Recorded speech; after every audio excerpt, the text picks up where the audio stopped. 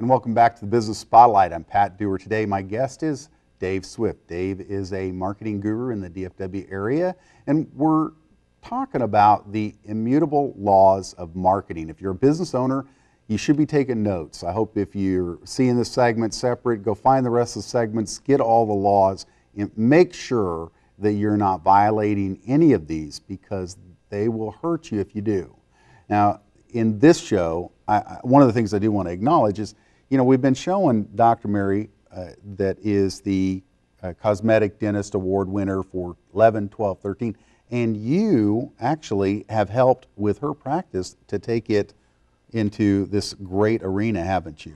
Yeah, I mean, we've applied these laws and principles to a dental practice, and as a result, if you want to look at it from a business perspective, we've in 5 years tripled our revenues and quintupled our profitability despite spending money.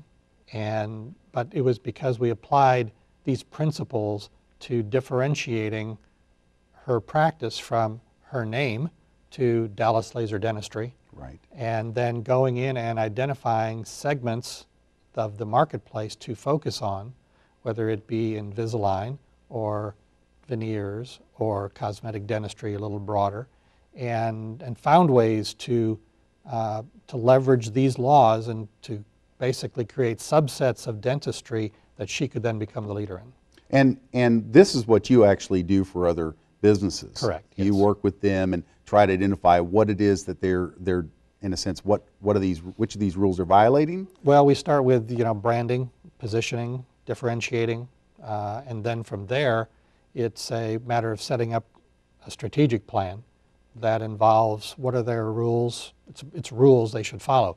Rules they should follow for pricing, for products or services they offer, for how they acquire patients or customers, how they retain them, what are they going to do. So we set the ground rules and also identify what tactics, such as should you coupon, should you advertise, if you advertise, should it be on the internet, should it be TV, should it be radio, print, whatever. So we identify strategies, best tactics to use it, and then if they want, help them execute that. Is that part of that law of perspective that we wanted to cover this time? Well, yes it is, because one of the things as you meet with clients is the fact that they think marketing will turn things around just like that.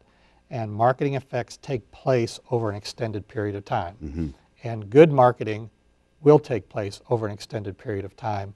The problem is the long-term effects of marketing are often the exact opposite of short-term effects. It's kind of like, is alcohol a stimulant or a depressant? In the short term, it's a stimulant.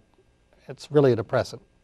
And sales, you can do things that you can have a sale, you can have any number of things that'll give you a short-term boost, but it trains prospects not to buy at the full price. That's right. Okay? Or attracts those who only buy at a discounted price. Well, I think Groupon's illustrated that to a lot of business owners. Yeah, there's been a lot that have learned the hard way that unless they're making money on the Groupon thing, those folks aren't coming back until they're getting another deal from them. Right. So cents-off couponing is a drug. It really is. It's addictive, and there are too many people that do it rather than having a fundamental rationale for why people should use your product or service. Walmart, the opposite, has become one with an EDLP approach, everyday low price approach. And while they'll occasionally have their sales where they knock down their everyday low price because they've been raising it without you knowing it till they knock it down, that long-term approach and that non-sale approach can be more effective and build your business with higher margins and therefore allow you to be able to invest in more things to build the business. Line extensions is one of those things that is a short-term thing, and it also can be just like alcohol, and I'll use the example of an alcohol company, beer. Miller created Miller Lite, Mm-hmm. and then they created Miller Genuine Draft. Whereas some of the others that were out there basically created new brand names. It's always less expensive, easier. You can borrow on equity that's out there for the main brand, but you really do not, when you do that, create something that will last long term typically. So the law of the line extension is the last one we wanted to talk about, which is there's an irresistible pressure, particularly in consumer products companies, to extend the equity of the main brand and go into other areas. And it's the most violated marketing law out there, is the law of the line extension. Line extension, again, is putting the name of a brand that's successful on a new product. An example that was really bad was A1 steak sauce. Created A1 poultry sauce. Well, consumers had a hard time with that because A1 steak sauce is for steak. I don't want my chicken tasting like steak. And it was a disaster. Marketing is a battle of perception, not product. So A1 meant it tastes good on steak. It really wasn't transferable to chicken. Okay. Now, many other line extensions can be successful in the short term, but they end up being losers in the long term. They're successful in the short term because they cost less to launch.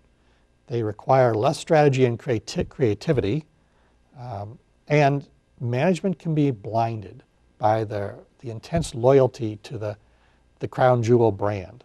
So when it comes to this, more is less and less is more when it comes to line extension. Don't do it if you can't help it. I mean, just find another way, create a new category, create a new brand, and go from there.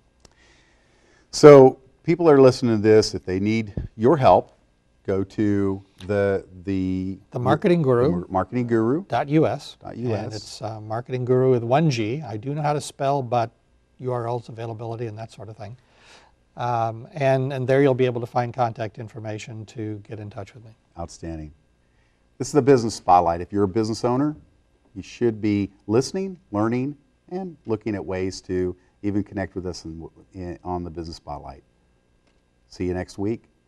Have a good one.